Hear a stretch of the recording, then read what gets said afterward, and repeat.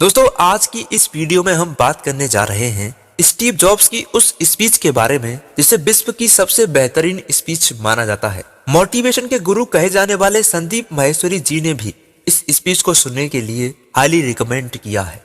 जो एप्पल के फाउंडर थे, उनकी स्टैनफोर्ड वाली एक स्पीच है 20 मिनट की। अगर आप में से बाकी लोगों ने नहीं देखी है तो आई स्ट्रांगली रिकमेंड यू कि एक बार आप जा करके यूट्यूब पे वो जरूर देखें। दोस्तों, स्टीव जॉब्स ने इस स्पीच में अपने जीवन से जुड़ी 3 कहानियों के बारे में बताया था और इस वीडियो में हम बात करने जा रहे हैं उनकी पहली कहानी के बारे में, जिसे स्टीव जॉब्स ने खुद अपने शब्दों में बोला था। तो चलिए शुरुआत करते हैं। Thank you. आज वर्ल्ड की सबसे बेहतरीन यूनिवर्सिटीज में से एक के दीक्षांत समारोह में शामिल होने पर मैं खुद को गौरवान्वित महसूस कर रहा हूँ। मैं आपको एक सच बता दूं कि मैं कभी भी किसी कॉलेज से पास नहीं हुआ और आज पहली बार मैं किसी कॉलेज ग्रेजुएशन सेरेमनी में इतना करीब पहुंचा हूं। आज मैं आपको अपने जीवन से जुड़ी 3 कहानियां सुनाने जा रहा हूं। मेरी पहली कहानी है डॉट्स कनेक्ट के बारे में। रीड कॉलेज में दाखिला लेने के 6 महीने के अंदर ही मैंने पढ़ाई छोड़ दी, पर मैं उसके 18 महीने बाद तक वहां किसी तरह आता जाता रहा। तो सवाल ये उठता है कि मैंने कॉलेज क्यों छोड़ा। एक्चुअली इसकी शुरुआत मेरे जन्म से हुई थी। मेरी बायोलॉजिकल मदर एक यंग अविवाहित ग्रेजुएट स्टूडेंट थी और वो मुझे किसी और को अडॉप्टेशन के लिए देना चाहती थी, पर उनकी एक ख्वाहिश थी कि कोई पढ़ा लिखा कॉलेज ग्रेजुएट ही मुझे अडॉप्ट करे। सब कुछ बिल्कुल सेट था और मैं एक वकील और उसकी वाइफ के द्वारा अडॉप्ट किए जाने वाला था कि अचानक उस कपल ने अपना विचार बदल दिया और डिसाइड किया कि उन्हें एक लड़की चाहिए। इसलिए तब आधी रात को मेरे पेरेंट्स, जो वेटिंग लिस्ट में थे, को कॉल करके बोला गया कि हमारे पास एक बेबी बॉय है, क्या आप इसे गोद लेना चाहोगे? और उन्होंने झट से हाँ कर दी। बाद में मेरी बायोलॉजिकल मदर को पता चला कि मेरी माँ कॉलेज पास नहीं है और पिता तो हाई स्कूल भी पास नहीं है, इसलिए उन्होंने अडॉप्टेशन पेपर्स पर साइन करने से मना कर दिया। पर कुछ महीनों बाद मेरे होने वाले पेरेंट्स ने मुझे कॉलेज भेजने के आश्वासन के बाद वो मान गई। तो मेरी जिंदगी की शुरुआत कुछ इस तरह से हुई और 17 साल बाद मैं कॉलेज गया, पर गलती से मैंने स्टैनफोर्ड यूनिवर्सिटी जितना महंगा कॉलेज चुन लिया। मेरे वर्किंग क्लास पेरेंट्स की सारी जमा पूंजी मेरी पढ़ाई में जाने लगी। 6 महीने बाद मुझे इस पढ़ाई में कोई वैल्यू नहीं दिखी। मुझे कुछ आइडिया नहीं था कि मैं अपनी जिंदगी में क्या करना चाहता हूँ और कॉलेज मुझे किस तरह से इसमें हेल्प करेगा।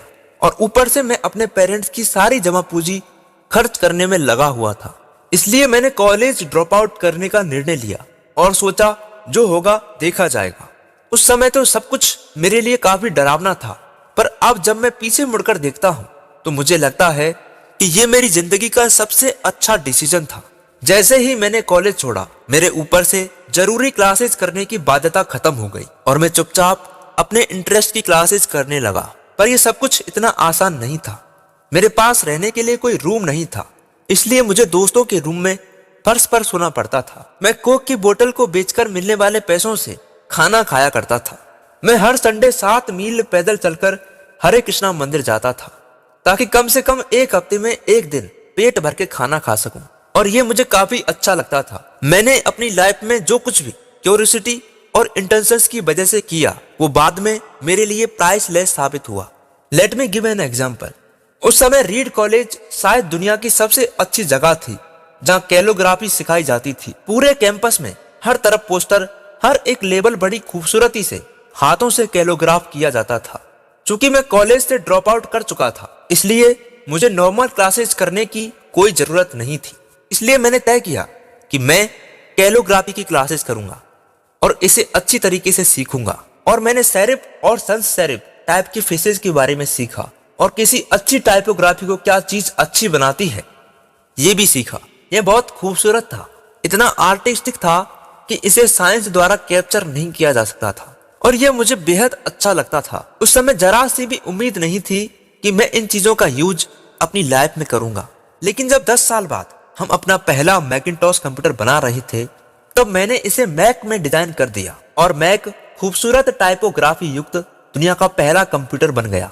अगर मैंने कॉलेज से ड्रॉप आउट नहीं किया होता तो मैक में कभी मल्टीपल टाइप फेसेज या प्रोपोर्शनली स्पेस्ड फॉन्ट्स नहीं होते, और चूंकि विंडोज ने मैक की कॉपी की थी तो शायद किसी भी पर्सनल कंप्यूटर में ये चीजें होती ही नहीं। अगर मैंने ड्रॉप आउट नहीं किया होता तो शायद मैं कभी कैलोग्राफी की क्लासेस नहीं कर पाता, और फिर शायद पर्सनल कंप्यूटर में जो फॉन्ट्स होते हैं वो होते ही नहीं। जब मैं कॉलेज में था तब भविष्य में देखकर इन डॉट्स को कनेक्ट करना इम्पॉसिबल था, लेकिन 10 साल बाद जब मैं पीछे मुड़कर देखता हूँ तो सब कुछ बिल्कुल साफ नजर आता है। आप कभी भी फ्यूचर में झांककर डॉट्स को कनेक्ट नहीं कर सकते हैं, इसलिए आपको यकीन करना होगा कि अभी जो हो रहा है वो आगे चलकर किसी ना किसी तरह आपके फ्यूचर से कनेक्ट हो जाएगा, अपने गोल्स में, अपनी डेंसिटी में, अपनी जिंदगी में, या फिर अपने कर्म में। किसी ना किसी चीज में विश्वास करना ही होगा, क्योंकि इस बात में बिलीव करना कि आगे चलकर डॉट्स कनेक्ट होंगे आपको अपने दिल की आवाज सुनने की हिम्मत देगा, तब भी जब आप बिल्कुल अलग रास्ते पर चल रहे होंगे। And that will make the difference, and that will make the difference.